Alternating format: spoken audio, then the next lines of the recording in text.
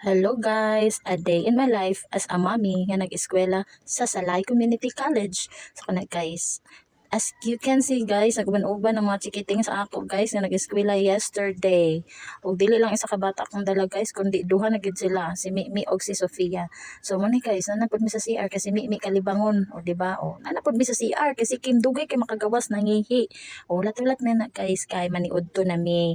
And na-stranded mi dang dapita uban aning mga bataa og si Jomera nga karon pa or gahapon pa nag-eskwela kay naulian na siyang hilanat og si Amberot og si Mylene nga nagpahiyom-pahiyom na di ko kafogong hoy balik ka sa lang kanta to si Jean guys pahiyom-pahiyom lang na guys pero nagluya guys charot si Amber mo na siya so panaog nami guys kinigawa sa si Kimberlut then o diba danceros man ka na si Kimberly oy so panaog nami sa hagdanan guys kay mag-adto nami sa among kananan and that time dai guys tanawa guys si Mimi og si Sofia foreign language na namo nga subject and it's a Japanese guys Japanese language. So, more pa sila estudyante no, ingkod-ingkod pa sila diha no, kay sala ka nagban-uban. O di ba? Mana ko mga classmates guys, so mao din amo ang instructor sa amo ang Japanese language. Di ba? O kana may siya motudlo guys na namin nabalaan nga gamay nga mga words about sa mga Japanese words. O so di o di ba nag-break.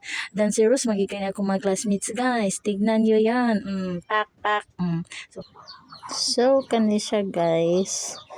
Accounting time naman ni guys. So mga serious kay ang mga first lock kay accounting baya so gibarino ang among mga utok guys so di man gid siya sayon nga subject no kita niyo si Meme ug si Sofia natulog o di ba seryoso kay mga fest diba chill kang uban sa kilid si Betets lang sa kalam smile si Disimilin and me bye pauli na mi kay hapon na wala na mi nagsulod sa last subject kasi mi guys kaulion na so naguli na lang mi that is 4 o'clock in the afternoon baklay mi guys bye